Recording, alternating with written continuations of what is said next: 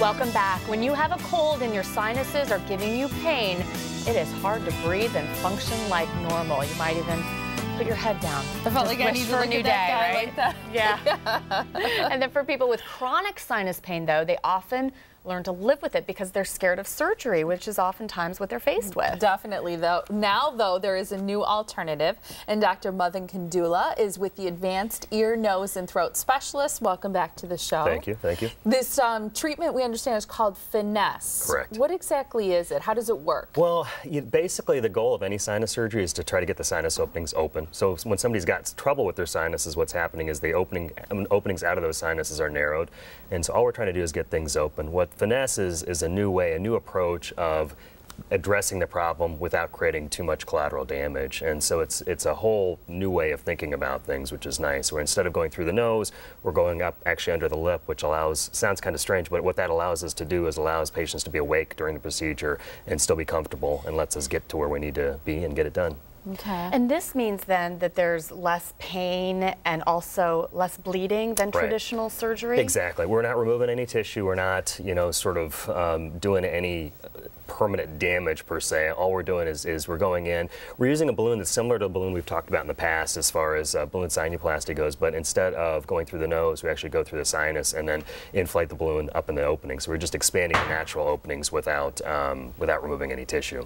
Is it done in the same type of place? Because, a lot of times people need general anesthesia for sinus surgeries. Is that the case with this as well? It certainly can be. There are folks who just want to be out and don't want to be seeing me coming at them, and that's fine. But it can be done while somebody's awake, just under local anesthesia. It's very similar to going to a dentist office, and we do numbing injections and things that way. But it's very, very tolerable. And the good part, if somebody decides to do it that way, is they're able to go home, go back to work right away. And you're kind of pioneering bringing this alternative into Wisconsin, correct? Because you're the first doctor to introduce it here, right? Right, exactly, which is nice. I mean, it's sort of one of those things where I've done a few of those sorts of efforts in the past as far as introducing new technology, and it's come to a point where, because of the past, a lot of new technology is sort of approaching me to say, is this something that would be good for your patients? And this is one of those things. This is something that's been great for our patients. What's been so great? Why are you so excited about FinESS? Well, I think it kind of comes back down to what we were talking about before, as far as doing something, affecting a change without creating a ton of damage, and we're able to do something that makes a permanent difference for a patient without having them have to go through recovery that they may not need to go through. You mentioned this balloon sinuplasty, because that's something we've talked about before here on the show, which is also fairly new and is much better and easier for sinus sufferers to tolerate. How are these different, maybe, the FinESS versus the balloon? Well, the balloon is very similar, so that doesn't really change. With the, there's an image up right now, and this is just showing the sinus cavities and showing the area of narrowing on the sinuses. Okay. But with balloon sinuplasty, we're going through the nose to open things up. This shows the FinESS procedure, so we're actually going through the sinus, which is that area under the eye, that dark area under the eye, and you see that little cannula, which is that blue object, and the balloon is going through the sinus, so up under the lip, through the sinus, up to the sinus opening,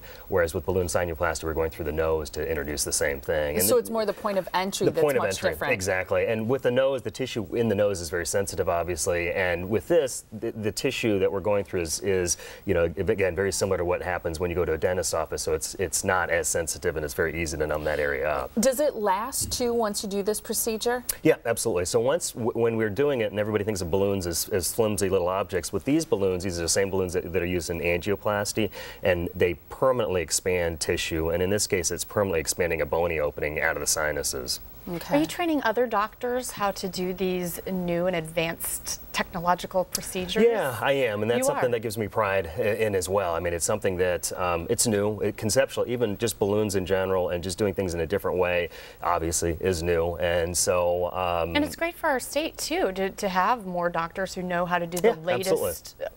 treatments. Yeah, and I think that's the best thing that I can offer my patients, and that I would hope others are able to offer theirs, is just having an array of options. So this is not the right option for everybody by any means, but there is an option for almost everybody as far as sinus trouble goes. Who's this a good option for? This is a great option for somebody who's getting recurrent infections, and usually the definition of that is 3 to 4 infections a year, every couple years, or somebody who's got an infection that's just not going away, or folks who have just chronic pressure that changes with the outside pressure in the world, and just kind of constant headaches in the cheeks that just doesn't go away. This is a real easy way to go after those sorts of issues. Are there lots of people who suffer from chronic sinus pain? Are there statistics that show there are a lot of us out there? There's a lot. It's about 10% of the population, so about 37 million people in the United States have this sort of problem. And wow. you know, many of those actually medicines we're going to be able to help them and get them through. About 10 to 20%, the medicines just don't cut it, and we need to do something. And those same 20% of folks,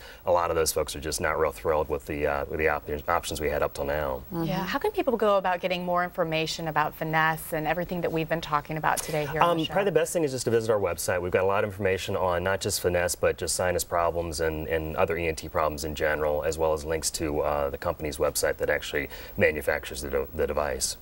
Dr. Kandula, thank you so much for being here. Thank you very much. Absolutely. We had your website up as well as a phone number, or you can visit him in Wauwatosa. Thanks for being here. Excellent. Nice to see you. You too. Still ahead, the warning signs of an abusive or unhealthy teen relationship. But first,